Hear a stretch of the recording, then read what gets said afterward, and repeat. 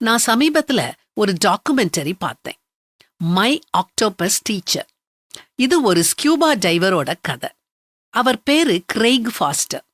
தண்ணீருக்கடியில சுவாசிக்க ஒரு தன்னிறைவான மூச்சு எந்திரத்தை வச்சுக்கிட்டு நீருக்குள்ள மூழ்கிறது தான் ஸ்கியூபா டைவிங்.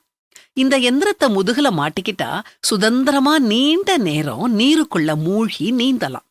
ஒரு நாள் கிரெய்க் ஃபாஸ்டர் ஸ்கியூபா டைவிங் போய்கிட்டு இருந்தப்போ ஒரு ஆக்டோபஸ பார்த்தாரு. அது ரொம்ப வெட்கப்பட்டு சிப்பிக்குள்ளையும் கல்லுக்குள்ளையும் தன்னைய மறைச்சுக்கிட்டு இருந்துச்சு.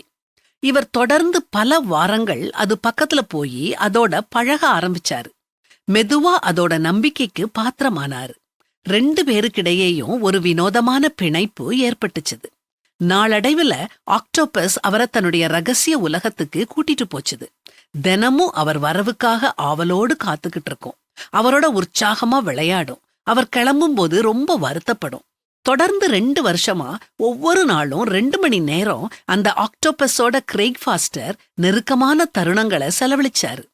பொதுவா ஆக்டோபஸ் உயிரினம் முட்டைகளை இட்டு அவை குஞ்சுகளை பொரிக்கும் தருவாயில இறந்து போயிரும். அதே மாதிரி இந்த ஆக்டோபஸும் இறந்துட்டுது. நீருக்கடியில ஆக்டோபஸோட தான் அனுபவிச்ச அனுபவத்தின் மூலம் கிரெய்க் ஃபாஸ்டர் தன்னுடைய மகனுக்கு இந்த உலகத்தில் உள்ள உயிரினங்களை எப்படி மதிக்கணும், பாராட்டணுங்கிறத கற்றுக் கொடுத்தாரு. பிற உயிர்களிடத்துல எப்படி கண்ணியத்தோடும் பரிவோடும் அன்போடும் நடந்துக்கிடணும்னு சொல்லி கொடுத்தாரு.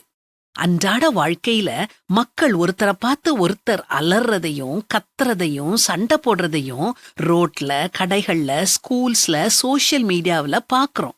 எங்கேயுமே கண்ணியம் காணப்படல. கண்ணியத்தோட வாழணும். ஏன்னா அது நண்பர்களுக்கிடையேயும் கூட வேலை பார்க்கறவங்களுக்கிடையேயும் ஆழமான உறவை ஏற்படுத்தி பிணைப்ப பலப்படுத்துது. இன்னைக்கே நம்முடைய செயல்களிலேயும் வார்த்தைகளிலேயும் கண்ணியத்தை கடைபிடிப்போம்.